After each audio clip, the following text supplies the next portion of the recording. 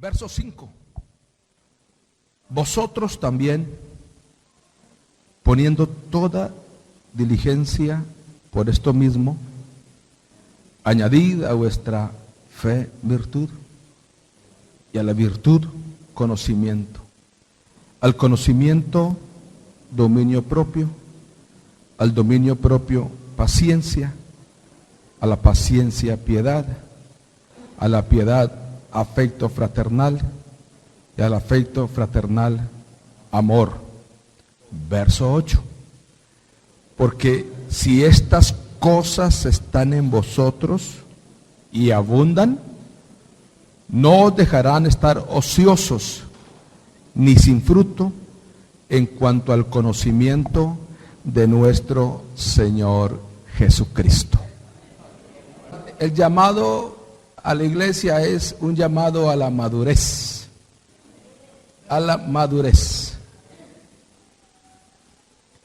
Los escritores bíblicos, cuando escribieron las escrituras, usaron palabras simbólicas para explicar entonces ciertas verdades espirituales. Jesús también lo usó. Por ejemplo, la Biblia dice, cuando se refiere al pueblo de Israel, que Israel es una higuera. Una higuera.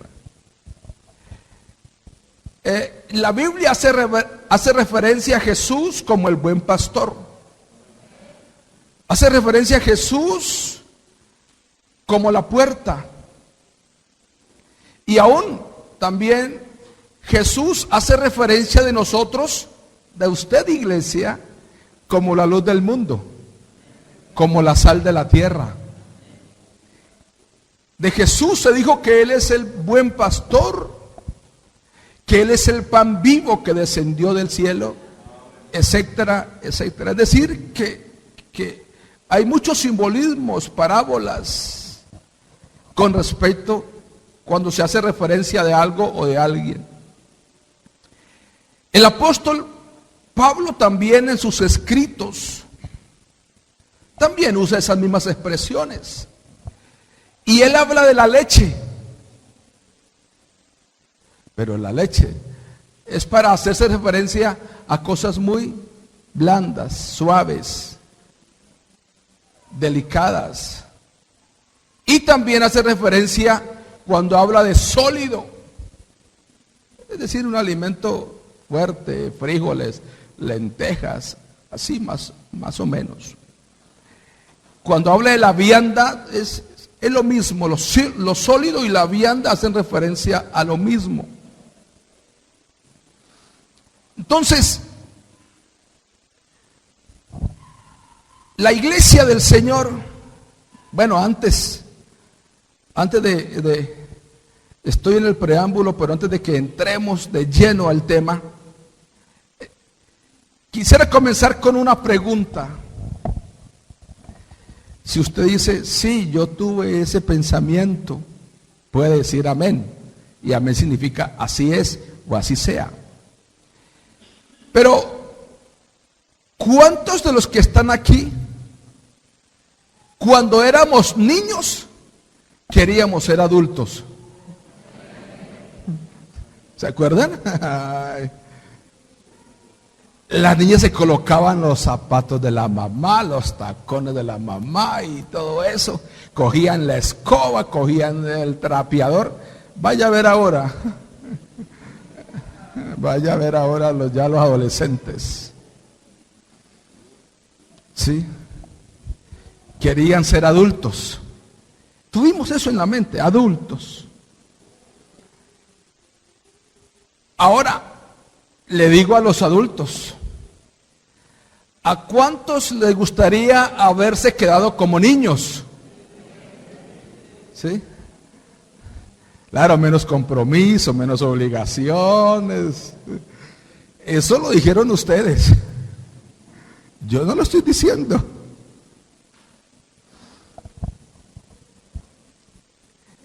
En el aspecto espiritual, iglesia, en esta mañana, La madurez es un proceso de toda la vida. Uno puede ir, algunos tienen finca y tienen árboles frutales, y en cada temporada ellos comienzan y se maduran y se caen, y es tiempo de cosecha. Pero en el aspecto espiritual, la madurez es un proceso de toda la vida, y yo considero en esta mañana que esa debe ser la meta de cada cristiano: ser maduro espiritualmente. ¿Sí? No es una carrera de 100 metros que yo corro para ser maduro. No, el árbol tiene su tiempo, el fruto de ese árbol tiene tiempo hasta que madura y se consume. Si no es una maratón donde corremos durante toda la vida. Y estoy hablando de la madurez espiritual. Entonces, la madurez espiritual se refiere a un proceso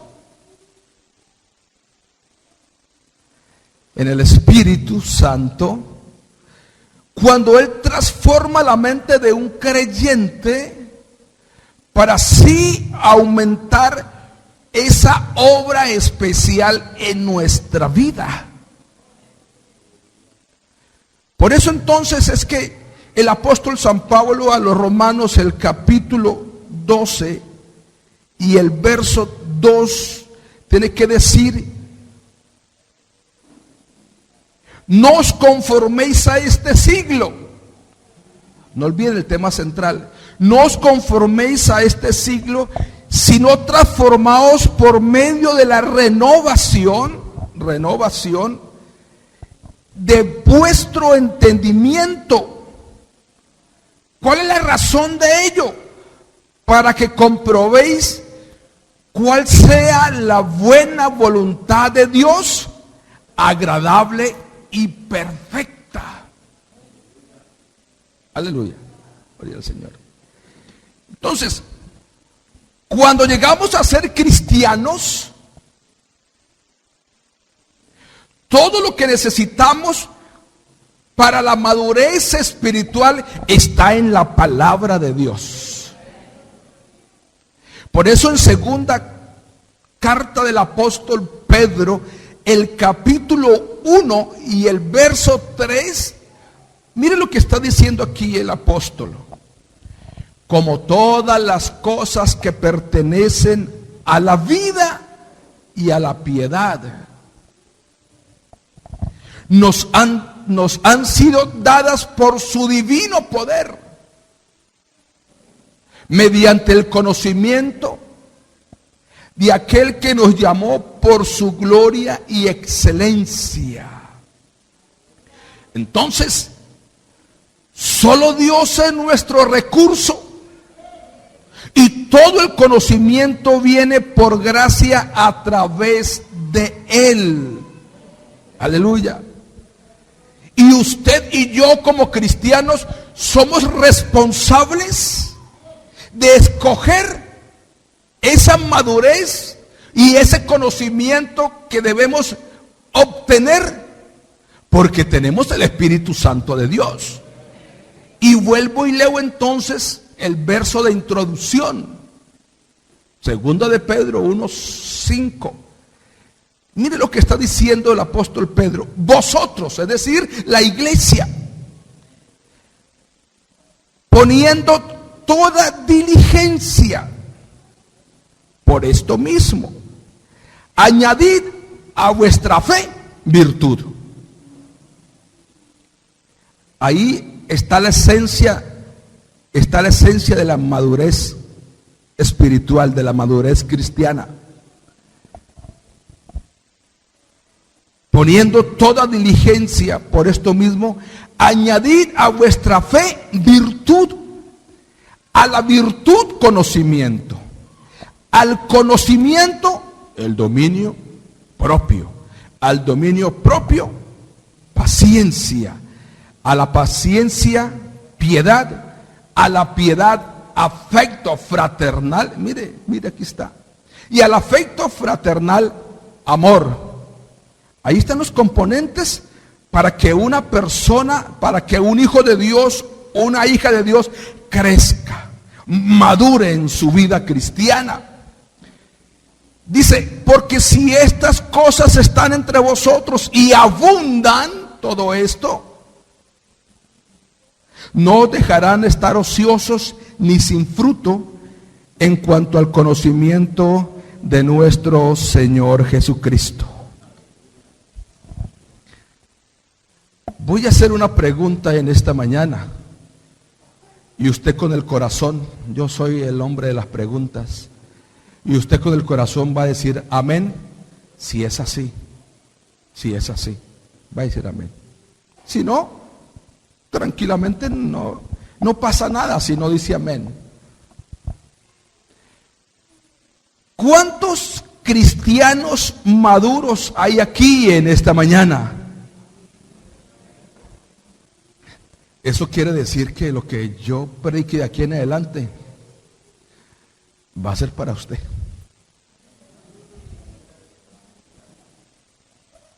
Aleluya. Algunos pensamos, o algunos piensan, que un creyente con una vida espiritual de muchos años en la iglesia, y yo estaba hablando algo el jueves al respecto, y uno habla con hermanos que dicen, bueno, yo llevo 35 en la iglesia, yo llevo 40, 45, 50, pero esas palabras lo dicen como diciendo, mío, yo le llevo años luz a usted que apenas comenzó, como con esa. Pues la hermana Marina, mira, de Puerto Tejada tiene 65 años de bautizada, pero era muy humilde, es muy humilde, muy humilde. Entonces, los años, a veces medimos la madurez espiritual por los años, o por la mucha participación que hacemos en su defecto en la iglesia. Participo, me muevo, estoy, subo, bajo. Entonces, es un hombre de mucha madurez espiritual. Pero aunque sea muy activo o lleve muchos años en la iglesia, puede ser todavía un creyente inmaduro. Inmaduro. Entonces, mientras estaba orando, escribí en un papelito y ya lo pasé aquí, lo digité rapidito. Algo que mientras estaba ahí arrodillado se me vino y lo escribí. Entonces, para redondear esta idea, la madurez cristiana no se mide por los años que tenemos de bautizados o por el tiempo que llevamos congregándonos en la iglesia, sino por la obediencia a su palabra, por la consagración, la santidad y la búsqueda a nuestro Señor Jesucristo. Eso lo escribí en un papelito. Ahora, como toda iglesia, tenemos un desarrollo, tenemos un crecimiento. ¿Sí? Espiritual, claro. Un crecimiento espiritual. Así como para tener nuestra madurez física, fue necesario pasar por 3 etapas de nuestra vida física. Niño, joven y adulto. Esas son las 3 etapas de nuestra vida. Así tampoco nadie puede llegar a la madurez espiritual, aleluya, sin pasar por esas 3 etapas del crecimiento. No basta ser un creyente. Creyentes hay muchos. No basta ser un creyente, sino ser un creyente maduro. No basta con ser un creyente, sino ser un creyente maduro, porque algunos creyentes han dejado de crecer o de ser maduros hace rato. Ya vamos entrando, ¿cierto? Gracias a Dios por esa hermosa atención que me están prestando. Gracias a Dios. Vamos a poner un ejemplo. Me gusta, soy el de las preguntas y el de los ejemplos. Vamos a poner un ejemplo. ¿Cómo reaccionaría usted si usted va a una casa y encuentra a una persona, póngale después de 20 o de 30, que tenga 40 o 50 años, metido en una cuna y tomando tetero?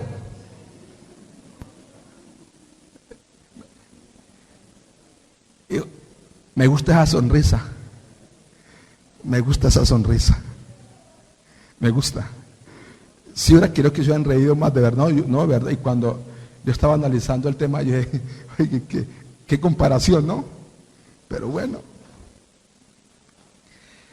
Pero ¿qué tal si aquel que está en esa cuna, que tiene 40, 30, 50, 60 años ahí en la cuna y con el tete, y usted le pregunte, ¿usted por qué está ahí en esa cuna? Entonces le diga el que está en la cuna, no, es que un día vine acá y entonces vi la cuna como tan agradable, como tan abullonadita, y vi un tetero lleno de leche ahí, y yo llegué y me acosté allí y dije, no, esta es la vida que yo me merezco.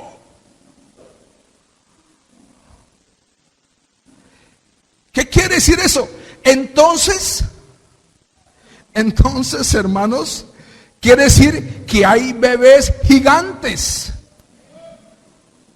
Bebés gigantes. Ahora, ya voy entrando. Ahora, podríamos preguntarnos, tengo otra pregunta. ¿Será que tenemos bebés gigantes en nuestra iglesia?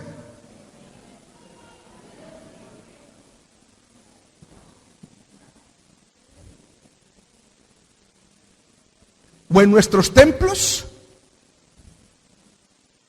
¿Qué dijeron? Sí. Pero ¿qué hay que hacer hoy? A ese niño, que no es niño, ¿usted qué haría? ¿Usted qué haría? Yo lo saco de ahí. Yo lo saco. No aportas en serio, mijo.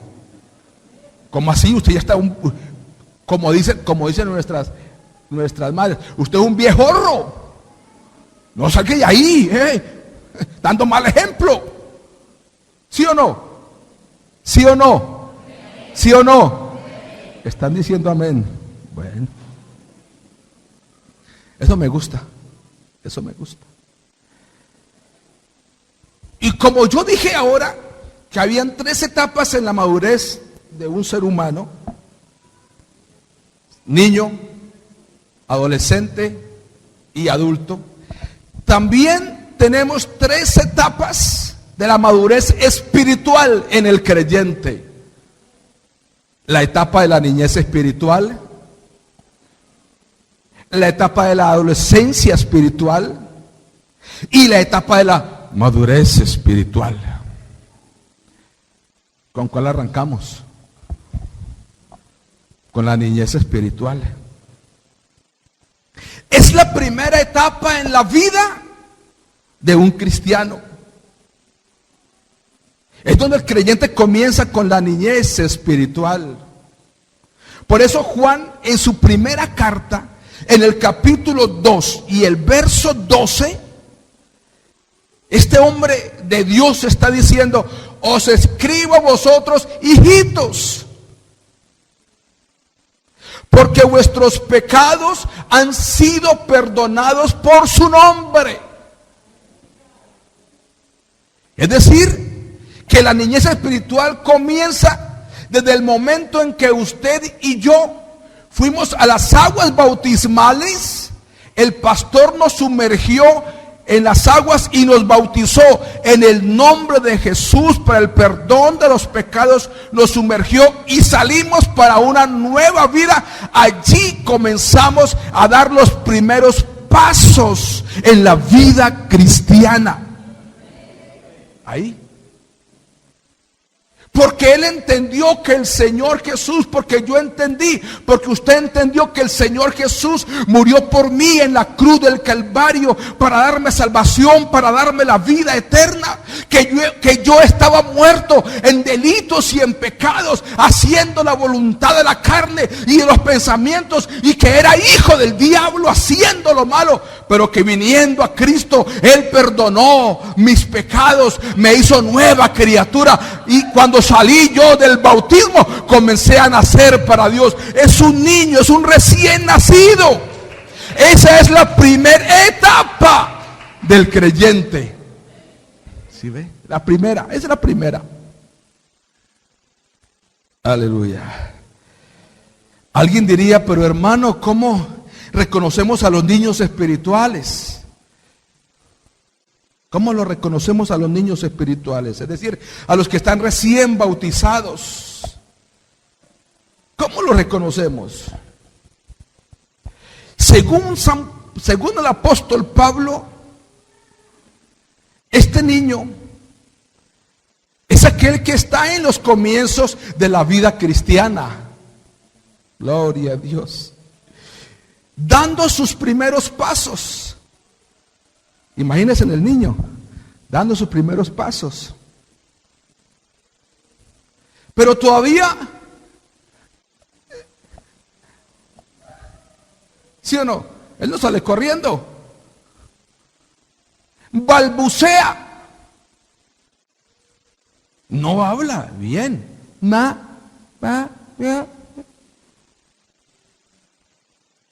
Pero vamos a ver otras características. Eso es físicamente. Vamos a hablar las características espirituales de ese recién nacido. Oh, está en su primer amor. Oh. Yo no sé si usted se bautizó y estuvo en su primer amor, o está en el primer amor todavía.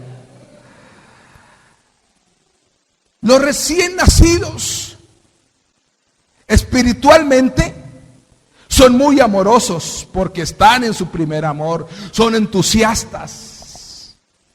Gloria a Dios, el Señor me sacó del mundo, del pecado, soy libre ahora vivo para Dios, ahora soy nueva criatura, ahora hago parte del cuerpo de Cristo, soy su hijo, y hay una alegría en ellos. Tienen mucha hambre.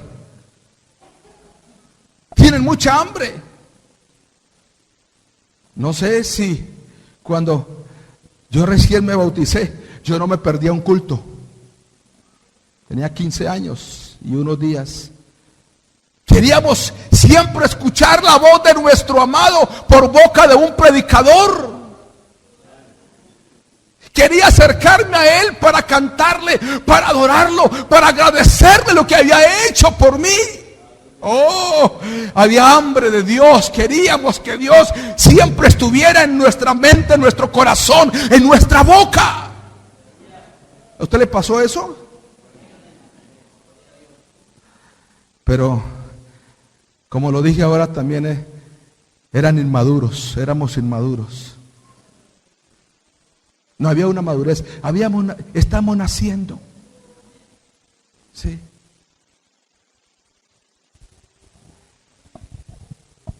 Y a ellos, aquellos recién nacidos espiritualmente, se debía de cuidar, de aconsejarlos, de enseñarles la palabra. Y ellos depender de nosotros, los que llevamos otros días más en el Señor.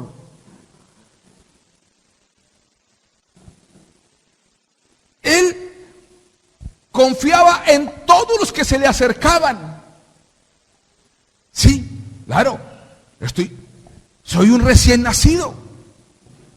Y si hablamos físicamente, cuando nace un niño, va todo el mundo a visitarlo y a cargarlo. Déjemelo cargar. Ay, tan lindo el niño, tan lindo el niño. Sí. Confía en todos los que se acercan. El hermano niño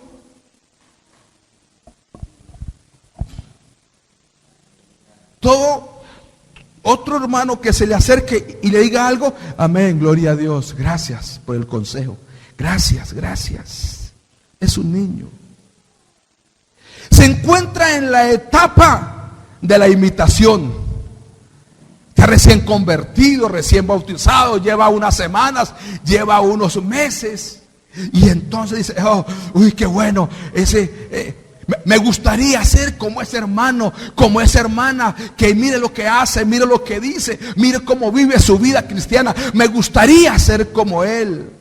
Quiere imitar a aquel hermano, a aquella hermana.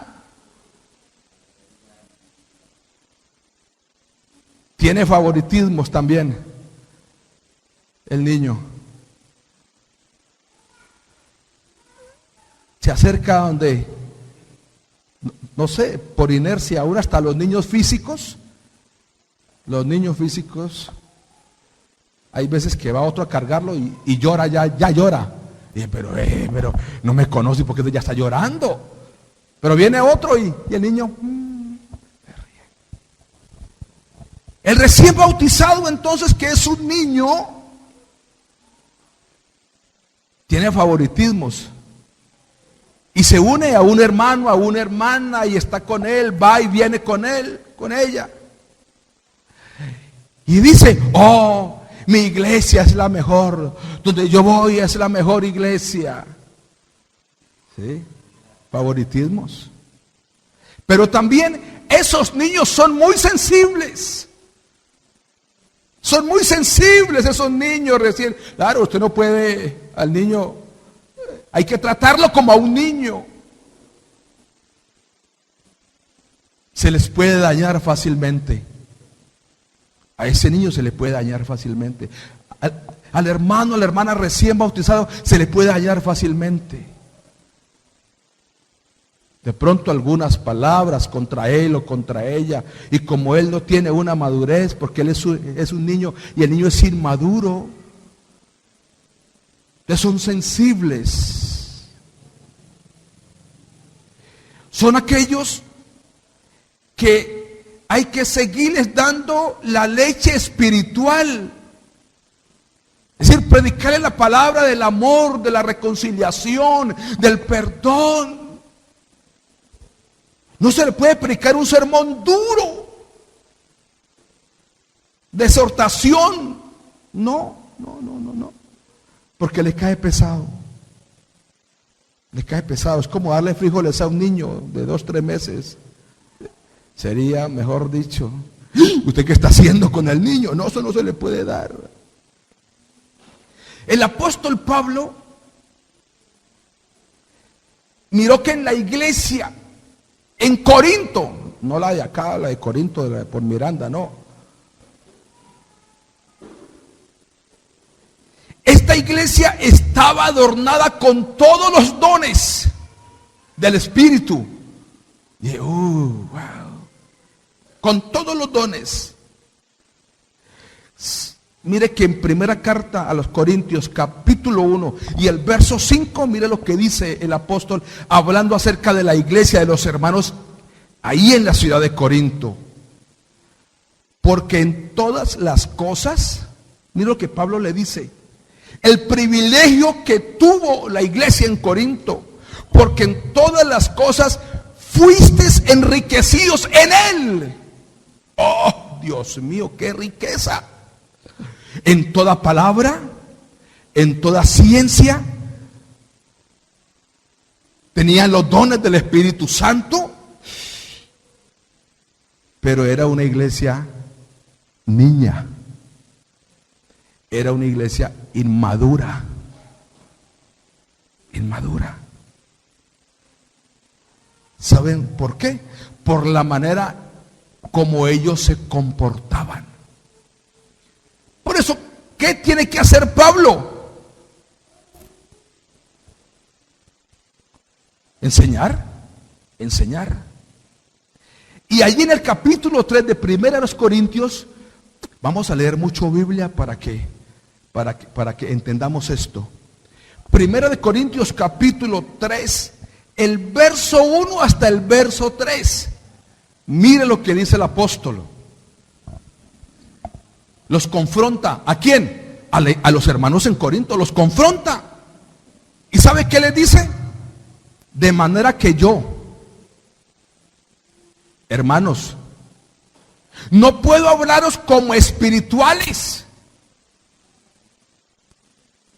sino como a carnales. Saqué 3 versiones que las voy a leer ahora de esos versos para que le demos otra imagen. Hay una versión, hay otra, y lo voy a leer ahora. Yo, de manera que yo, hermanos, no puedo hablaros como espirituales, sino como a carnales, como a niños en Cristo. Es decir, que si es un niño, pues hay que tratarlo con mucha dulzura, con despacio, con decirle, ¡ay, tan lindo! Y hablarle hasta mimado. Al niño siempre habla mimado. ¿Qué tal que vaya el papá y el niño, hola, mijo, ¿cómo estás? No. ¡Ay, tan lindo! ¡Ay, tan...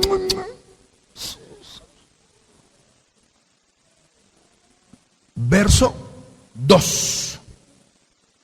Mire lo que dice Pablo a la iglesia. Os di a beber leche. Lo que decía ahora. Hablemosle del amor, de la misericordia. El Señor viene y gloria a Dios, aleluya. Y dice, y no vianda. Y la vianda es el alimento sólido. ¿Por qué no lo hizo Pablo a ellos enseñarles o hablarles de una manera de doctrina, de exhortación? Porque no aguantaban, porque eran niños espirituales. Porque aún, dice aquí, aún no erais capaces, ni sois capaces todavía de recibir una enseñanza de doctrina, una palabra de exhortación. No pueden, porque se sienten. Y algunos, por una palabra de exhortación, se han ido de la iglesia. Pero segunda de Timoteo 3:16 dice que toda la escritura es inspirada por Dios y útil para enseñar, para instruir, pero también para corregir, para exhortar. ¿Sí? Ahí está. ¿Y qué dice el verso 3? Porque aún sois carnales. Pues habiendo entre vosotros, ¿por qué son carnales? Porque allí en la iglesia de Corinto, ¿qué habían? Celos, contiendas y disensiones en la iglesia.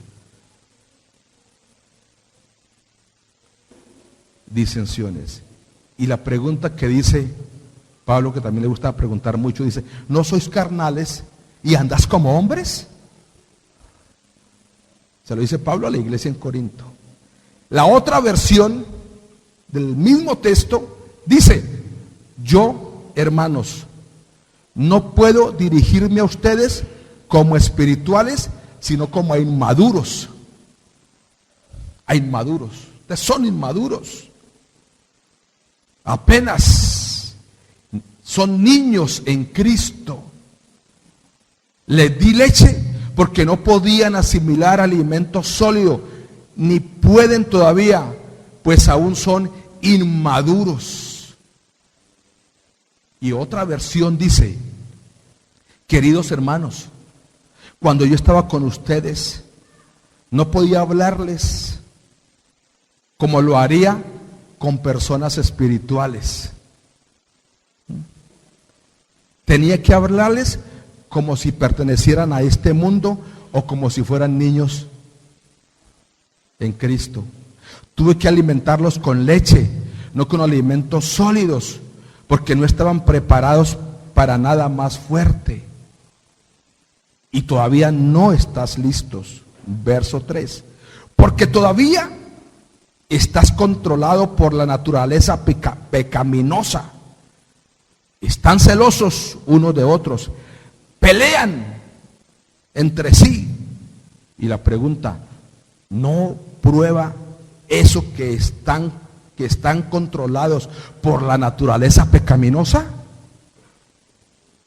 ¿No estás viviendo como la gente del mundo? Mire, Pablo entonces amonesta a la iglesia en Corinto porque su conducta era una conducta carnal. y no espiritual. Era una conducta infantil, una conducta de niños. Por eso habían divisiones y pleitos y conductas, hasta habían en Corinto, lea 1 Corintios 5 en su casa, habían conductas inmorales. ¿Sí? Pablo lo llamó cristianos carnales, necesitados de leche, con una total falta de madurez. Madurez.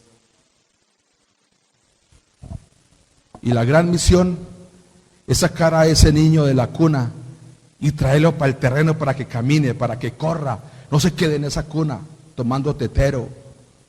Vamos con la etapa de la adolescencia. Es la segunda etapa en la vida de un cristiano. Cuando termine, usted va a decir en qué etapa se encuentra, para que vaya dándole idea. La etapa de la adolescencia. Después de la salvación, no olvide que cada cristiano comienza un proceso de crecimiento espiritual. Así como el niño crece físicamente, también el creyente tiene y debe de tener un crecimiento espiritual, con la intención de que de ser maduro espiritualmente en su vida cristiana. La juventud espiritual es usualmente la época en que la vida cristiana va a tomar otro rumbo decisivo. Ya no es niño, ya es adolescente en la vida cristiana, porque es la edad de los grandes amores e ideales en la vida cristiana. Toman el camino de la santidad y las entregas totales tienen el mayor atractivo. Pero para otros, esa edad espiritual, algunos abandonan la fe, se hacen sensibles a las corrientes del mundo y a las modas. Porque al igual que un bebé, el creyente no puede quedarse en esa etapa. Nosotros tenemos que crecer. Primera de Corintios, capítulo 13 y el verso 11.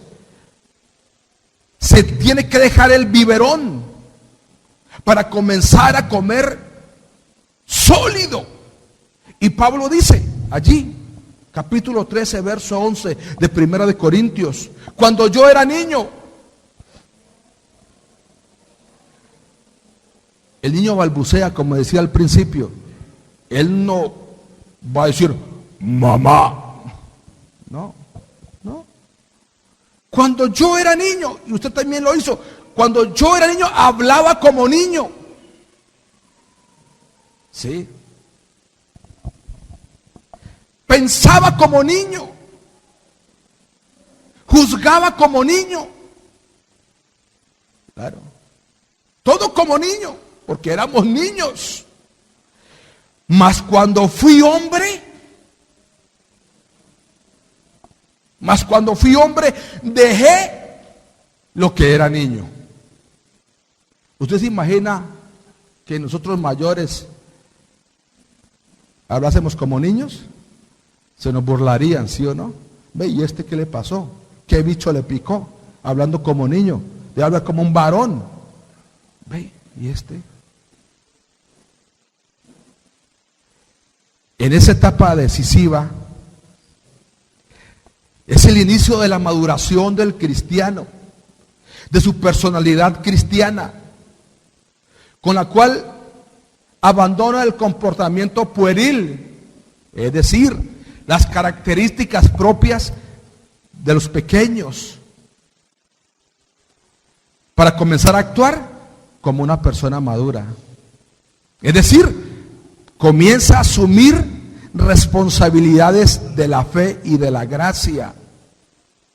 Ya, a tener responsabilidades. Hay padres que dejan que las niñas de 3 y 14 Las mamás les tiendan la cama, le laven la ropa y todo. Y ellas no hacen nada. Y los muchachos tampoco hacen nada. No, ya está grande que lave su ropa. Hay que enseñarles a los hijos. Entonces, se comienza a actuar como una persona madura asumiendo responsabilidades. Y estas son responsabilidades de la fe. Estoy hablando de la madurez espiritual. Y ese crecimiento es lo que se conoce como ir madurando espiritualmente. Mire, durante el tiempo del apóstol Juan, la juventud espiritual, Dios de la gloria, se caracterizó por vencer al maligno.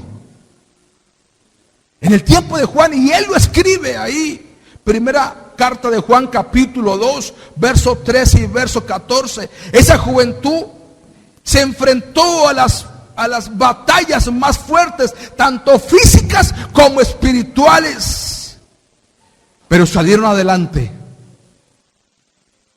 Por eso Juan coge a esa juventud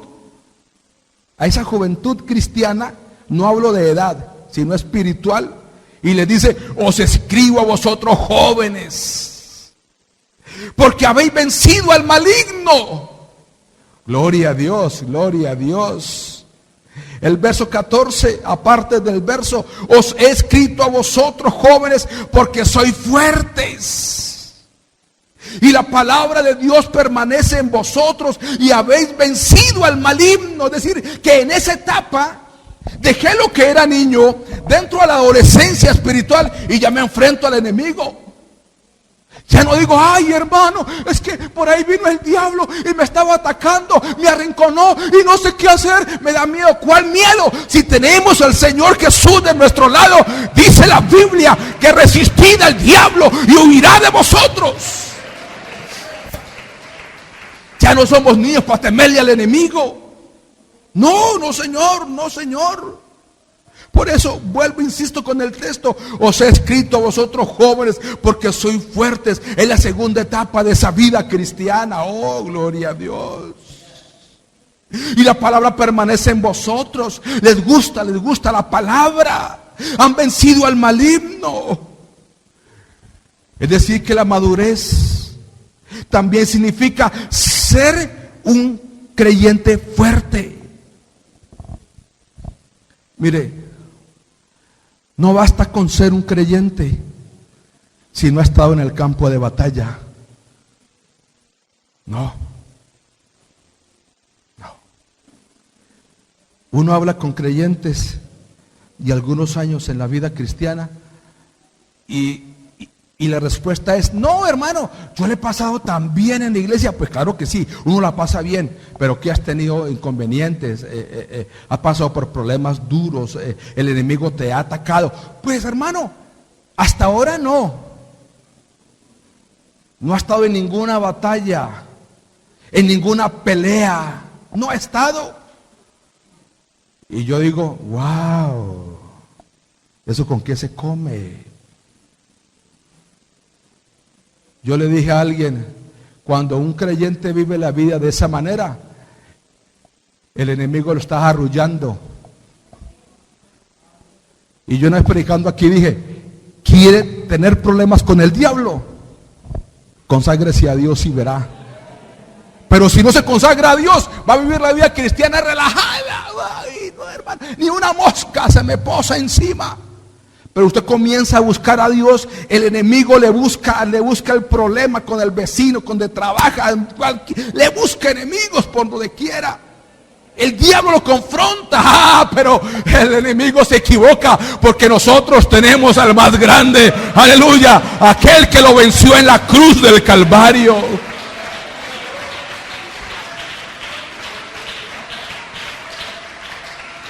Cada vez que vencemos al maligno es una señal de madurez. Somos maduros, vamos madurando en la vida cristiana. Cuando Juan describió eso acerca de los jóvenes, es una verdad universal, claro que sí. Los jóvenes tienen lo que nosotros ya no tenemos. Tienen vigor. Los niños no poseen Los bebés ni los ancianos poseen ya el vigor. Por eso Salomón en Proverbios capítulo 20 y el verso 29 dice: la gloria de los jóvenes es su fortaleza. Uno ya pasó la juventud. No olviden que estoy hablando de la juventud espiritual. No se me vayan de ahí. Esto nos muestra que ese grupo de creyentes habían logrado vencer al enemigo en medio de toda la adversidad. Venía el enemigo, venían ataques aún hasta físicos, persecuciones físicas, pero salían adelante. Por eso Juan dice: os he escrito a vosotros jóvenes, porque sois fuertes, se han enfrentado al maligno y han salido victoriosos. Esta escala de la madurez es muy deseada. En esta etapa ya se quedaron atrás los pañales y el biberón. Ya. Ahora lo que hay son fuertes batallas, enfrentándonos al enemigo. Usted ora y viene el enemigo y lo ataca con pensamientos y tal cosa, y usted, bueno, y va saliendo victorioso en el nombre del Señor Jesús. Pero ¿cuántos ya no son bebés en el Señor? Ahora ellos son poseedores, ya son poseedores de una gran fortaleza que los capacita para resistir al enemigo. Aleluya, aleluya. Pero ¿de dónde ese joven espiritual recibe ese poder, recibe esa fuerza? Pues Juan sigue diciendo: y la palabra de Dios, porque la palabra de Dios permanece en vosotros. Pero déjeme decirle algo con mucho cariño. Déjeme decirle algo con mucha tristeza, o seguir diciendo algo con mucha tristeza. Pero para nuestro tiempo las cosas han cambiado. Ya, han cambiado. Eso que vio el apóstol Juan y cuando escribió su carta, no sé si lo escribió en la isla de Patmos o cuando ya vino a Éfeso donde murió. No sé en qué etapa de su ministerio escribió esa carta. Cuando vio esa juventud en Dios fortalecida, metida y saliendo adelante. Pero para nuestro tiempo las cosas han ido cambiando.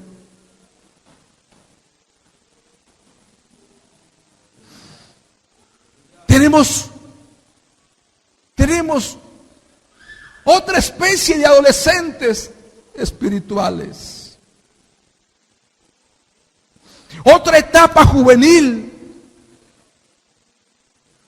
donde algunos jóvenes creyentes se han enfrentado a situaciones tanto sociales como morales, que les han ido minando su vida cristiana.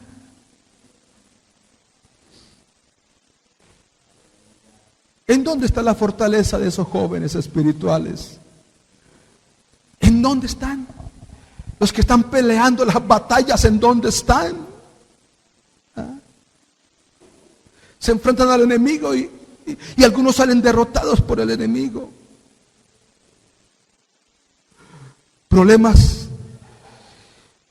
sociales, morales. Y esto ha hecho que tengamos para nuestra época una etapa cristiana juvenil distinta de la que vio Juan allá cuando estaba escribiendo. Vamos a ir mirando una de ellas, vamos a mirarlas. La juventud espiritual. Están en una etapa de turbulencia. Algunos creyentes de esa etapa, sus vidas están en problemas. No son victoriosos. Comienza la etapa de la rebeldía. No se someten a la autoridad. Son impacientes. Todo lo miden por la diversión. Todo se mide por la diversión. Son inseguros. Todo lo hacen a medias y son débiles. Se meten en problemas fácilmente.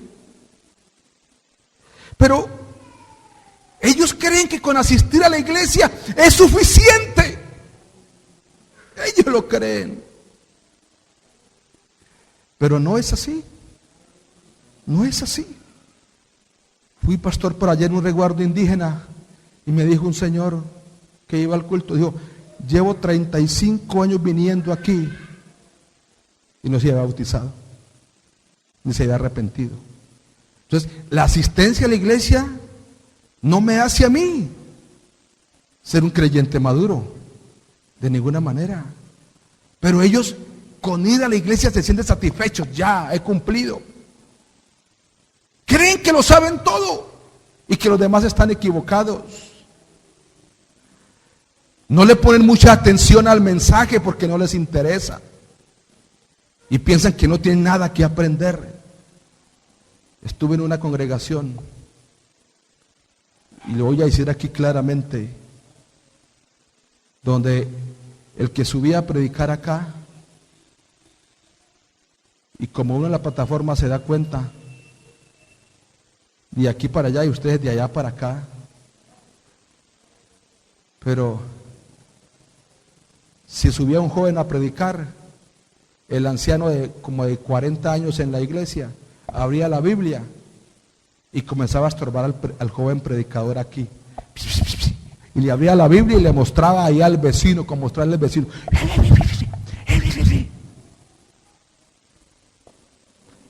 con 50, 40 y algo de bautizado, inmaduro, niño,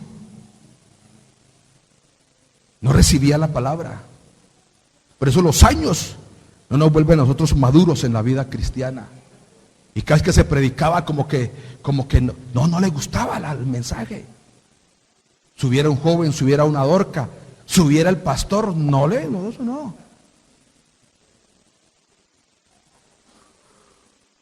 Porque no les interesa. No les prestan atención al sermón. Si el mensaje es fuerte, se enojan con el predicador. Estoy hablando de los.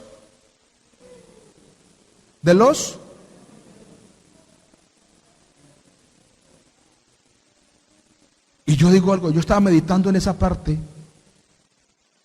que si el mensaje es fuerte, se enojan con el predicador. Y yo decía, Señor, ¿cómo puedo poner un ejemplo de esto? Ah, claro, y el Señor me lo dio. Los que vamos a un restaurante y usted pide, vea, Señor, aquí está la carta, y usted dice, tráigame esto y esto, y el hombre va y se lo pone ahí. Venga, camarero, está muy feo, no me gusta. ¿Con quién se enojó? Con el camarero. Pero ¿quién fue el que lo hizo? El chef, el cocinero, allá adentro en la cocina.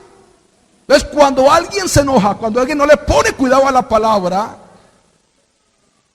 y lo que hace es sabotear el sermón, no se están dándole de pronto esa inconveniencia al predicador, sino al dueño de la palabra, porque uno se para aquí, es a predicar la palabra bendita del Señor Jesucristo de Nazaret. Si alguien sale enojado, se va a enojar es por el que hizo allá el pedido. Y vea, aquí está, vea. Este es.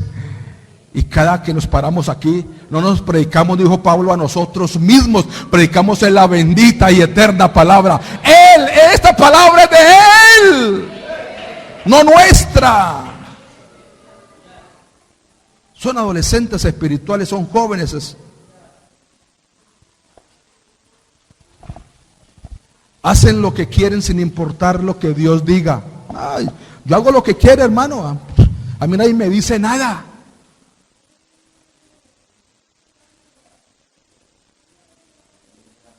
Aleluya. Son exigentes. Si Dios me da lo que quiero, yo le daré lo que Él quiere. Señor, te pido, Señor, te pido, Señor, te pido. Y nuestra oración, Señor, te pido y te pido y te sigo pidiendo. Pero nunca, Señor, gracias por lo que me has dado, gracias por tu misericordia. Son aquellos que están prestos para criticar todo lo que se hace.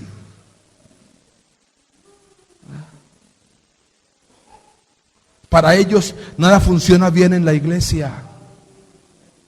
Todo les molesta. Todo el tiempo tiene un espíritu contrario a lo que se hace en la iglesia. Son creyentes chismosos, llorones. Y todos son el blanco de críticas. Aquí no se escapa nadie. El blanco de críticas. Si ves a fulano, si ves a sutano, si ves a merengano. Aló. Esto nos da a entender que en una iglesia no todos los creyentes son maduros. Tenemos creyentes inmaduros, creyentes niños, creyentes adolescentes con esas calidades. Solo se conformaron con bautizarse, recibir el perdón de los pecados y ya. Pablo le dice eso ¿a quién? A la iglesia. Llevando 10, 20, 30, 40 años a la iglesia y siguen siendo niños, adolescentes espirituales. Ustedes debiendo ser ya maestros. Después de tanto tiempo, tenéis necesidad de que se os vuelva a enseñar cuáles son los primeros rudimentos de la doctrina de Cristo. Hay que volver a hablar del amor y de la misericordia y del perdón y con suavidad, porque si no se van de la iglesia.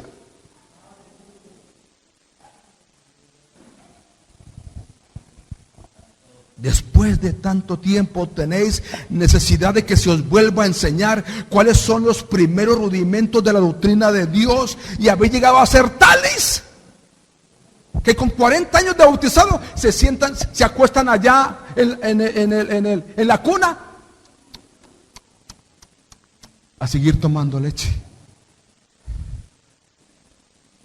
Allí dice: habéis llegado a ser tales que tenéis necesidad de leche y no de alimento sólido. Pero ¿cómo si llevas 40 años en la iglesia, 20 años bautizado, 15 años bautizado, 10 años? ¿Cómo así que querés leche otra vez? Y el verso 13 dice: y todo aquel que participa de la leche es inexperto en la palabra de justicia, porque es un niño.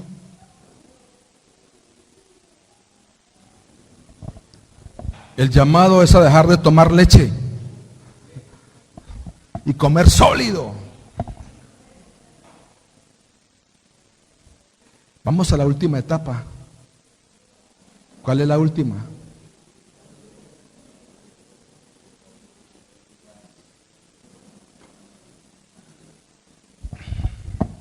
Es la tercera etapa de la vida de un cristiano. Según el apóstol Pablo, es un proceso continuo que nunca terminará en esta vida. Pero hermanos, oh, aleluya, la madurez espiritual es la cima. Llegué a la cima. Algunos se quedaron abajo, otros en la mitad, pero ya la madurez es la cima y la consolidación de la vida cristiana ya. Y no tiene que ver con el envejecimiento, no tiene que ver con los años, no coincide tampoco con la edad humana de la vejez, no, ya que han habido creyentes jóvenes con madurez. Y como hay creyentes jóvenes con madurez, también hay ancianos creyentes que no tienen la madurez. La meta de todo cristiano maduro es proseguir hacia un conocimiento profundo de Dios. Y cuando esto ocurre, hermanos, hemos alcanzado la cúspide de la madurez espiritual. Por eso Hebreos capítulo 5 y el verso 14 dice: pero el alimento sólido Ya no hablo de leche, el alimento sólido, aleluya, Señor Jesús. Es para los que han alcanzado la madurez, para los que por el uso tienen los sentidos ejercitados en el discernimiento del bien y del mal, que son creyentes aquí y creyentes en la Conchinchina, a donde vayan allá, se conservan puros y santos y se guardan para Dios. No es solamente aquí cantar y orar y gloria a Dios, y allá afuera se hace otra clase de cosas. Lo más notorio de esta etapa es la sabiduría acumulada. Aleluya, aleluya, aleluya. El maduro es alguien que hace rato dejó la infancia, dejó la juventud espiritual, su diario caminar. Yo dije que no son los años. Hay hermanos que llevan unos meses de bautizados y ya son maduros. ¿Saben por qué? Porque su diario caminar es con el Señor. Están cerca de Él. Y el Señor comienza a dotarlos de madurez. Vamos a ver características del cristiano maduro. Posee paz. Gloria a Dios. Yo decía que día puede ser que a uno se le muera su ser querido, sí. Y uno se duele. La canción que dice que no puede estar triste un corazón que alaba a Cristo. Sí, hemos estado tristes. Se nos muere un ser querido, algún familiar, algún buen amigo, y lloramos y estamos tristes por circunstancias, sí, sí. Pero hay una paz, hay una tranquilidad en Él. Toma las cosas con calma, piensa para hablar. Es comprensivo, entiende a los demás. Es responsable en sus compromisos. Estoy hablando del cristiano ya maduro. Es estable. Es decir, que no se deja mover de su forma de pensar o de creer. Caminamos a hacer tal cosa, vamos a hablar del hermano, de la hermana, vamos a rajar de Pepito y de Pepita. No, Señor, eso no es así. Eso no es así. La Biblia me dice esto y esto. No se deja contaminar de algún niño o algún adolescente. Usted ya es un maduro en su vida cristiana. Ninguna cosa le incomoda.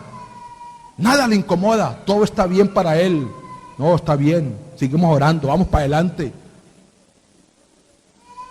Cuando oye la palabra dura, mire la gran diferencia entre la persona madura y el adolescente. Cuando oye la palabra dura, Señor, gracias porque me has hablado, Señor Jesús. Yo necesitaba esta palabra, Señor. Yo sé que fue dura, Señor, pero gracias, Señor. Era para mí esa palabra. No está diciendo como el adolescente, ese es para el vecino, ese es para la vecina. No, para mí, Señor, gracias. Le da gracias a Dios por ello. Asimila todo. Sabe distinguir entre lo bueno y lo malo. Busca la forma de servir. A veces le dicen a uno, hermano, pero ¿qué hay que hacer? Pero allá no lo llaman a uno para hacer nada. Pero aquí sí hay mucho que hacer. Hermano, ¿para qué soy bueno? Mira, ¿qué hay que hacer? Yo colaboro, yo ayudo. Busca la forma de servir a Dios.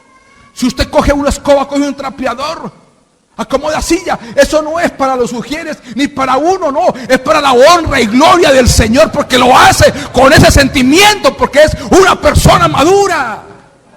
No, a mí no me toca, entonces no lo hago. Encuentra algo que hacer en la iglesia. El creyente maduro es un árbol con fruto. El cristiano maduro ha convertido la crítica mejor en trabajo.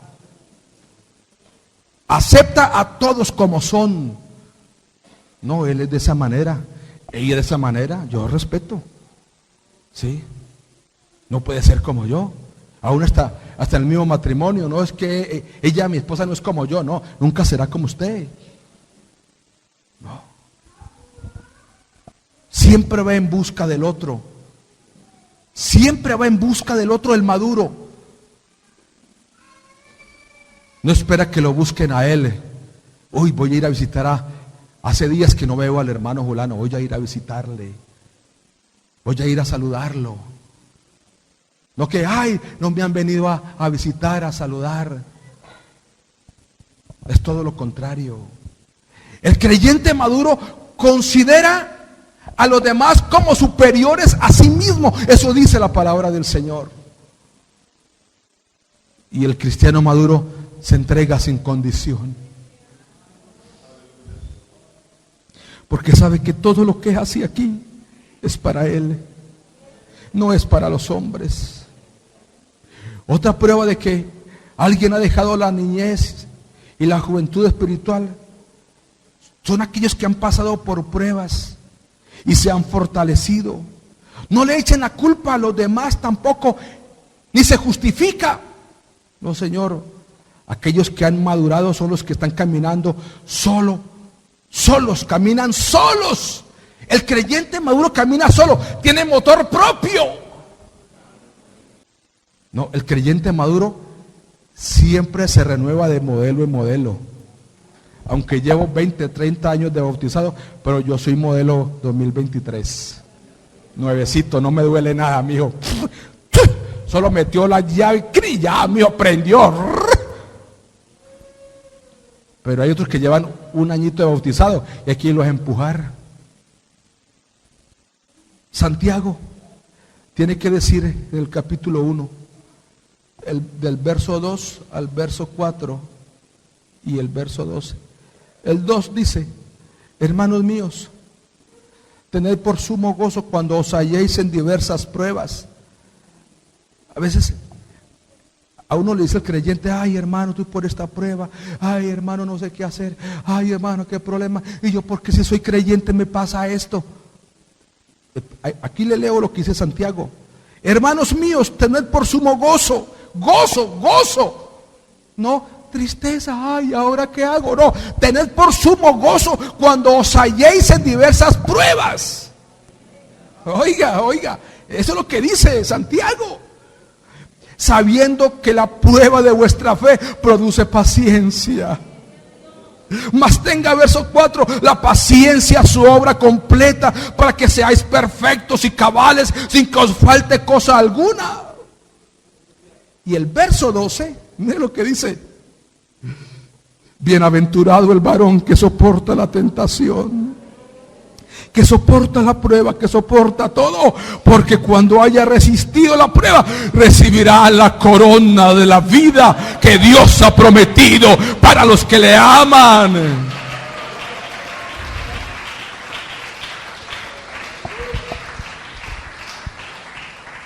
La madurez espiritual viene por el comer la palabra de Dios y beber del Espíritu Santo diariamente. Aleluya.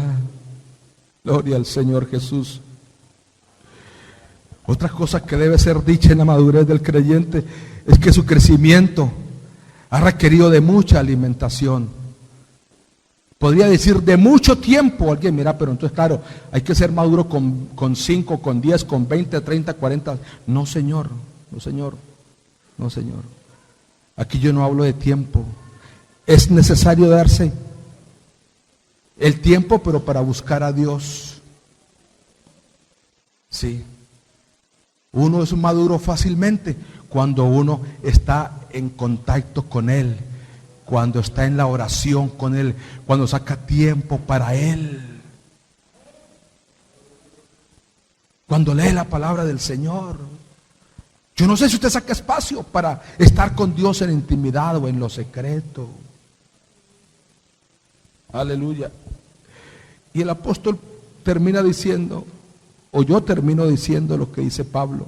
Filipenses capítulo 3, el verso 13 y 14.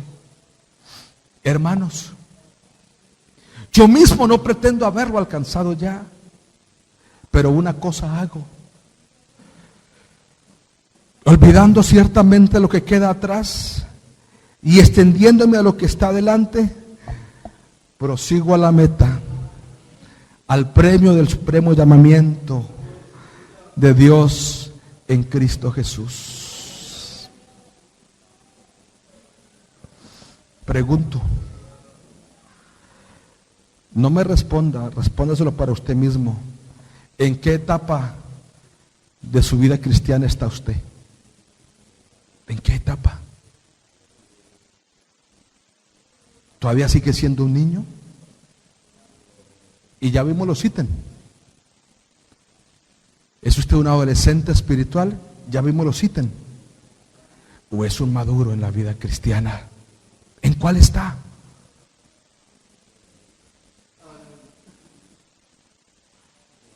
El camino de los justos es como la luz de la aurora, que va de aumento en aumento hasta que el día es perfecto. ¿Querrás hoy decirle algo al Señor? Llevas muchos años en la iglesia y estás acostado en una cuna tomando tetero.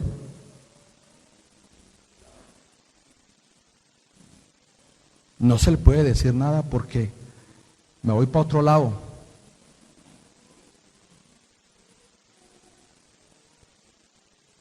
No aguanté el trote acá.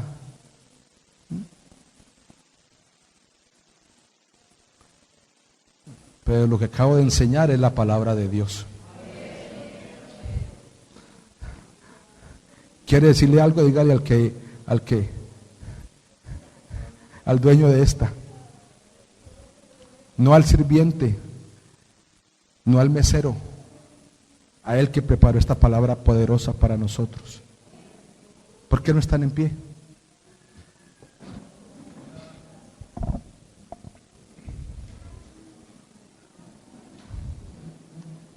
¿Hay niños todavía?